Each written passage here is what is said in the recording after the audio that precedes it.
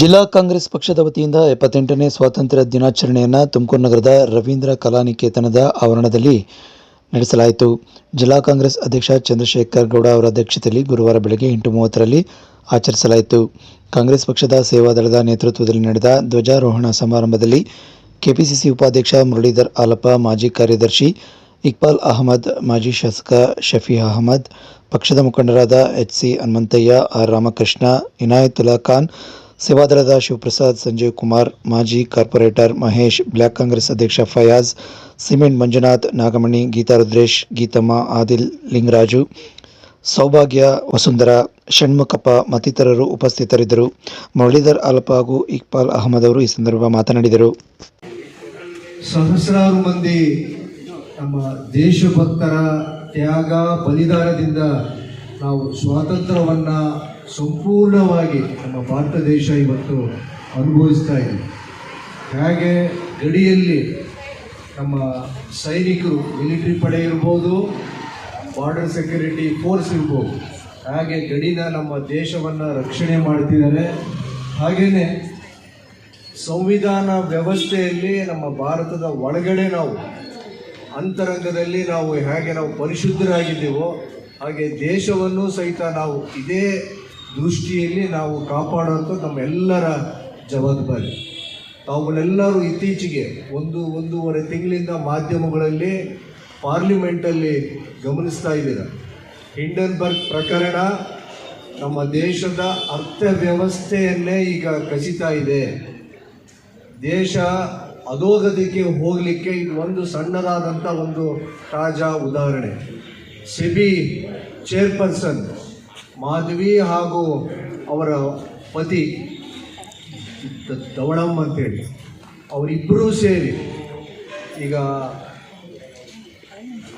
ಅಂಬಾನಿ ಅವರ ಜೊತೆಗೆ ಅದಾನಿ ಅವರ ಜೊತೆಗೆ ಸೇರಿ ಶೇರ್ ಮಾರ್ಕೆಟ್, ಸೆಬಿ ಮಾರ್ಕೆಟ್ ಮುಖಾಂತರ ಭಾರತದ ಅರ್ಥ ವ್ಯವಸ್ಥೆಯನ್ನೇ ಅವರು ಬೇರೆ ದೇಶಕ್ಕೆ ಮಾರಾಟ ಮಾಡುವಂಥ ಪರಿಸ್ಥಿತಿ ಉದ್ಭವ ಆಗಿದೆ. ನಾವೆಲ್ಲರೂ JPC ಜಾಯಿಂಟ್ ಪಾರ್ಲಿಮೆಂಟ್ ಕಮಿಟಿ ಮುಖಾಂತರ ಎನ್ಕ್ವೈರಿ ಮಾಡಿ ತಪ್ಪಿತಸ್ಥರಿಗೆ ಶಿಕ್ಷೆ ಆಗಬೇಕು ಅಂಥೇಳಿ ದೇಶದಾದ್ಯಂತ ಇವತ್ತು ನಾವೆಲ್ಲರೂ ಅದ್ರ ಬಗ್ಗೆ ವಾಯ್ಸ್ ಮಾಡ್ತಾ ಇದ್ದೀವಿ. ಇದಕ್ಕೆ ಪ್ರಧಾನಿಗಳು ಇಲ್ಲಿವರೆಗೂ ಅಲ್ಲಿ ಪಾರ್ಲಿಮೆಂಟಲ್ಲಾಗಲಿ ಹೊರಗಡೆ ಆಗಲಿ ಅದಕ್ಕೆ ಯಾವುದೇ ಥರದ ಉತ್ತರವನ್ನು ಕೊಡದಲ್ಲೇ ತಪ್ಪಿಸ್ಕೊಳ್ತಾ ಇದ್ದಾರೆ. ಪಾರ್ಲಿಮೆಂಟು ಅಧಿವೇಶನಕ್ಕೂ ಸಹಿತ ಯಾವಾಗ ಹಿಂಡನ್ಬರ್ಗ್ ಪ್ರಕರಣ ಹೊರಗಡೆ ಪ್ರಸ್ತುತ ಆಯಿತು, ರೀತಿಯಾಗಿ ಇಂದಿರಾ ಗಾಂಧೀಜಿಯವರು, ಲಾಲ್ ಬಹದ್ದೂರ್ ಶಾಸ್ತ್ರಿರವರು, ರಾಜೀವ್ ಗಾಂಧಿಯವರು ಇವರೆಲ್ಲರೂ ಕೂಡ ಸೇರಿ ಈ ದೇಶವನ್ನು ಈ ದಿನ ಚೀನಾ ಮತ್ತು ಅಮೆರಿಕದ ವಿರುದ್ಧ ನಾವು ಕೂಡ ಏನು ಕಡಿಮೆ ಇಲ್ಲ ಎಂಬುವ ಸ್ಥಿತಿಯಲ್ಲಿ ತಂದಿಟ್ಟಿದ್ರು. BJPಯವರು ಏನು ಆಡಳಿತ ಮಾಡ್ತಾ ಇದ್ದಾರೆ, ಅವರು ಬರೀ ಬಂಡವಾಳಶಾಹಿಗಳಿಗೆ, ಅದಾನಿ ಅಂಬಾನಿ ಶ್ರೀಮಂತರನ್ನಾಗಿ ಮಾಡಲು ನಮ್ಮನ್ನೆಲ್ಲ ದೋಸ್ತಾ ಇದ್ದಾರೆ ಅನ್ನೋ ರೀತಿಯಲ್ಲಿ ಒಂದು ಭಾವನೆ ಬರ್ತಾ ಇದೆ. ಆ ದಿನ ನಾವು ಬ್ರಿಟಿಷರಿಂದ ಸ್ವಾತಂತ್ರ್ಯನ ಪಡ್ಕೊಂಡಿದ್ವಿ.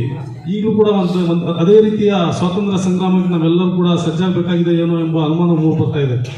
ಕಾರಣ ಏನಪ್ಪ ಅಂದರೆ ಶ್ರೀಮಂತರಾಗ್ತಾ ಇದ್ದಾರೆ, ಬಡವರ ಹಕ್ಕು ಯಾವುದೂ ಸಿಗ್ತಾ ಇಲ್ಲ. ಏನು 60-70 ವರ್ಷಗಳ ಕಾಲ ಕಾಂಗ್ರೆಸ್ ಪಕ್ಷ ನೀರಾವರಿ ಯೋಜನೆಗಳನ್ನು, ಆರೋಗ್ಯ ಕ್ಷೇತ್ರದಲ್ಲಿ, ಶಿಕ್ಷಣ ಕ್ಷೇತ್ರದಲ್ಲಿ ಅತಿ ಉತ್ತುಂಗದ ಅಭಿವೃದ್ಧಿಯನ್ನು ಸಾಧಿಸಿತ್ತು. ಆದರೆ ಈ ದಿನ ನಾವು ಪ್ರಪಂಚದಲ್ಲಿ ಕಾಂಗ್ರೆಸ್ ಪಕ್ಷ ಮತ್ತು ಸ್ವತಂತ್ರ ಸಂಗ್ರಾಮದಲ್ಲಿ ಹೋರಾಟ ಮಾಡೋದ್ರ ಮೂಲಕ ತ್ಯಾಗಿ ಬಲಿದಾನಗಳ ದೇಶಕ್ಕೆ ಬಲಿವಾದಂಥ ಒಂದು ಸ್ವತಂತ್ರವನ್ನು ತಂದುಕೊಟ್ಟು ದೇಶ ಸುಭಿಕ್ಷವಾಗಿರೋದಕ್ಕೆ ನಮ್ಮ ಪೂರ್ವಿಕರಾದಂಥ ಮಹಾತ್ಮ ಗಾಂಧೀಜಿಯವರು, ಜವಾಹರ್ಲಾಲ್ ನೆಹರು ಅವರು, ಶಾಸ್ತ್ರಿ ಅವರು, ವಲ್ಲಭಾಯ್ ಪಟೇಲ್ ಅವರು ಎಲ್ಲರೂ ಕೂಡ ಸಹಕರಿಸಿ ನಮ್ಮ ದೇಶದ ಒಂದು ಸ್ವತಂತ್ರಕ್ಕೆ ಎಲ್ಲರೂ ಹೋರಾಟ ಮಾಡಿ ಅವರ ಒಂದು ಶಕ್ತಿ ಸಾಮರ್ಥ್ಯದ ಮೇಲೆ ಇವತ್ತು ನಾವು ಸ್ವತಂತ್ರರಾಗಿ ಈ ಒಂದು ಭವ್ಯ ಭಾರತದಲ್ಲಿ ಮಾಡ್ತಾ ಇದ್ದೀವಿ. ಎಲ್ಲರೂ ಸಹೋದರತ್ವದಿಂದ, ಶಾಂತಿಯಿಂದ, ನೆಮ್ಮದಿಯಿಂದ ನಾವೆಲ್ಲರೂ ಇವತ್ತು ಬಾಳಬೇಕಾಗಿದೆ. ಈ ಒಂದು ದೇಶಕ್ಕೆ ಏನು ಕಾಂಗ್ರೆಸ್ ಪಕ್ಷದ ಕೊಡುಗೆ ಏನಂದರೆ, ಈ ದೇಶಕ್ಕೆ ಸಂವಿಧಾನ ಕೊಟ್ಟಿದ್ದು ಕಾಂಗ್ರೆಸ್ ಪಕ್ಷ, ಪ್ರಜಾಪ್ರಭುತ್ವ ಏನು ನಮ್ಮ ದೇಶದಲ್ಲಿ ಇವತ್ತು ಇಷ್ಟು ಎಲ್ಲರೂ ಸಮಾನತೆಯಿಂದ ಇರೋದಕ್ಕೆ ಕಾರಣನೇ ಕಾಂಗ್ರೆಸ್ ಪಕ್ಷ.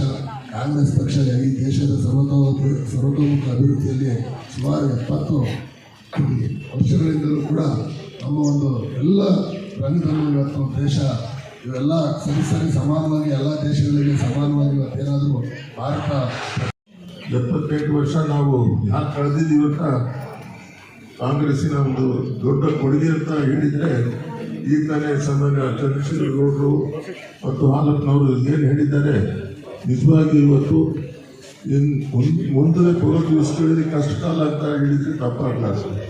ಇಂಥ ಒಂದು ಸಂದರ್ಭದಲ್ಲಿ ಕರ್ನಾಟಕದಲ್ಲಿ ನಮ್ಮದೇ ಸರ್ಕಾರ ಇದ್ದು, ಕರ್ನಾಟಕದಲ್ಲಿ ಸನ್ಮಾನ್ಯ ಡಿ ಕೆ ಶಿವಕುಮಾರ್ ಅವರ ಅಧ್ಯಕ್ಷತೆಯಲ್ಲಿ ಸಿದ್ದರಾಮಯ್ಯರ ನೇತೃತ್ವದಲ್ಲಿ ಮತ್ತು ಡಾಕ್ಟರ್ ಜಿ ಪರಮೇಶ್ವರ ನೇತೃತ್ವದಲ್ಲಿ ಜಿಲ್ಲೆಯಲ್ಲಿ ನಾವೆಲ್ಲ ಒಳ್ಳೆಯ ಆಡಳಿತವನ್ನು ಕೊಟ್ಟು ಇವತ್ತು 5 ಅಂಶದ ಕಾರ್ಯಕ್ರಮದಲ್ಲಿ ಒಂದು ಏನು ಗ್ಯಾರಂಟಿ ಕಾರ್ಯಕ್ರಮ ಕೊಟ್ಟಿದ್ದೀವಿ. ಪ್ರತಿಯೊಬ್ಬರಿಗೂ ಈ ಕಾರ್ಯಕ್ರಮದ ರೂಪವಾಗಿ ಈ ಕಾರ್ಯಕ್ರಮದ ಯಶಸ್ಸು ಪ್ರತಿಯೊಬ್ಬರು ಸಹ ಅವರ ಆರ್ಥಿಕ ಪರಿಸ್ಥಿತಿ ಸುಧಾರಣೆ ಮಾಡ್ಕೋಬೇಕು. ವಿದ್ಯೆಯ ಬಗ್ಗೆ ಹೆಚ್ಚಿನ ಆಸಕ್ತಿ ಕೊಟ್ಟು ವಿದ್ಯೆಯನ್ನು ಕಲಿಸೋಕ್ಕೆ ಮಕ್ಕಳಿಗೆ ನಾವು ಇವತ್ತು ಜಾಗೃತಿ ಮಾಡಬೇಕು. ಇಂಥ ಒಂದು ಸಂದರ್ಭದಲ್ಲಿ ಈ ತಾನೇ ಹಾಲಪ್ಪನವರು ಹೇಳಿದರು, ಇವತ್ತೇನು ದೇಶದಲ್ಲಿ ಜಾಯಿಂಟ್ ಪಾರ್ಲಿಮೆಂಟರಿ ಕಮಿಟಿನಲ್ಲಿ ಇವತ್ತು ಅಮೆರಿಕನ್ ರಿಸರ್ಚ್ ಯೂನಿಟ್ ಅನ್ನು ಇವತ್ತು ನಿಂದಿಸಬೇಕು.